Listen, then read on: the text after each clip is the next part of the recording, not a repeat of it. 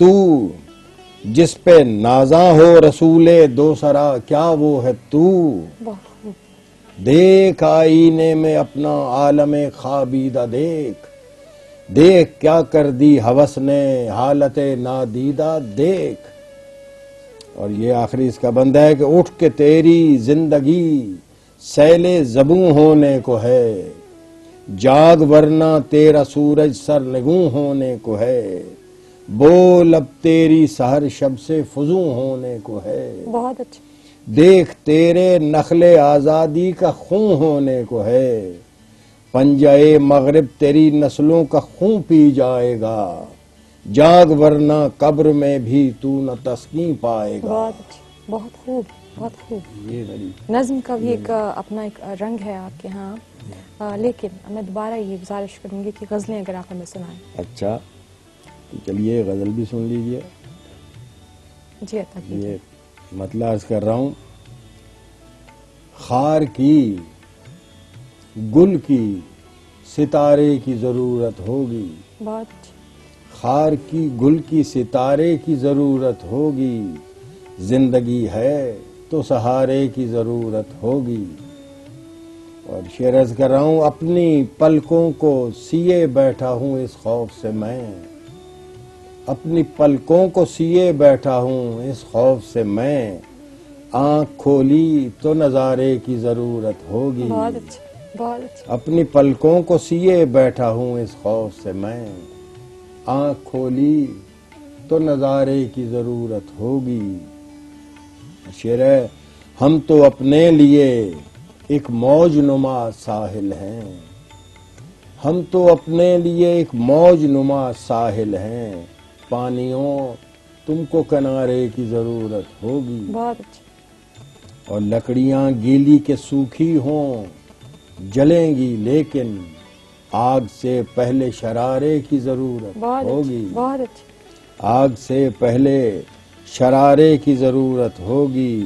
اور ہم تو صحرائی ہیں پیارے ہیں ہمیں اپنے ببول ہم تو صحرائی ہیں پیارے ہیں ہمیں اپنے ببول شہر کو تاک و منارے کی ضرورت ہوگی. بہت اچھا. اور خاک کرنے کو بھٹکتے ہوئے سورج کا طلسم ایک شب تاب اشارے کی ضرورت ہوگی. بہت اچھا. اور اس کو مقتارز ہے اس کو پانا ہے کرامت تو با انداز خیال اس کو پانا ہے کرامت تو با انداز خیال دل کو ہلکے سے ترارے کی ضرورت ہوگی.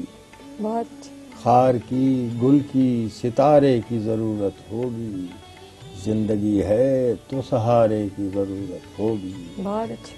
بہت خوب. مہربانی. یقیناً یہ بھی آپ کی تازہ ہی غزل ہوگی جو آپ نے ہمیں یہ سنائی جبکہ مجموعہ کلام. چلیے کچھ اور بھی ہمیں عطا کیجیے گا. کیا غزل پیش جی کروں غزل کہ ہی اگر آپ پیش فرمائیں. جیسے آپ کی خواہش. مطلب عرض ہے کہ بے پر تھا اور اونچی ہوا میں اڑا تھا میں بہت اچھا. بے پر تھا اور اونچی ہوا میں اڑا تھا میں یہ تب کھلا جب آ کے زمیں پر گرا تھا میں. بہت اچھا. بہت اچھا. اور کچھ دور تک تو قافلہ بن کر چلا تھا میں منزل قریب آئی تو تنہا کھڑا تھا میں. واہ واہ. اور ایک اور مطلب سنیے کہ پتھر تھا اور آئینے کو چھو رہا تھا میں پتھر تھا اور آئینے کو چھو رہا تھا میں تعبیر اپنے خواب کی خود بن گیا تھا میں. بہت اچھا. بہت اچھا. اور مجھ کو خبر نہیں کہ خزاں نے کیا ہے کیا مجھ کو خبر نہیں کہ خزاں نے کیا ہے کیا جنگل تو کہہ رہا ہے کہ پھولا پھلا تھا میں. کیا بات.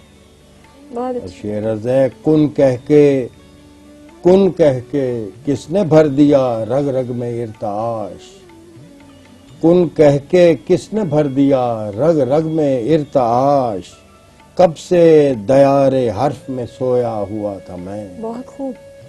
کن کہہ کے کس نے بھر دیا رگ رگ میں ارتعاش کب سے دیار حرف میں سویا ہوا تھا میں.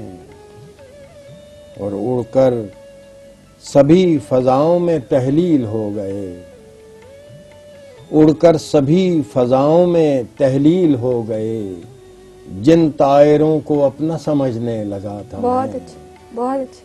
جن طائروں کو اپنا سمجھنے لگا تھا میں، اور چلو میں ایک قطرہ بھی ڈالا نہ ابر نے، جیسے کسی غریب کا دستے دعا تھا میں، بہت اچھے، بہت خوب. چلو میں ایک قطرہ بھی ڈالا نہ ابر نے، جیسے کسی غریب کا دستے دعا تھا میں، اور مجھ کو تو اس کے لمس نے خوشبو بنا دیا، مجھ کو تو اس کے لمس نے خوشبو بنا دیا، پھولوں کو تھا گمان کہ ان کی فضا تھا میں. بہت اچھے.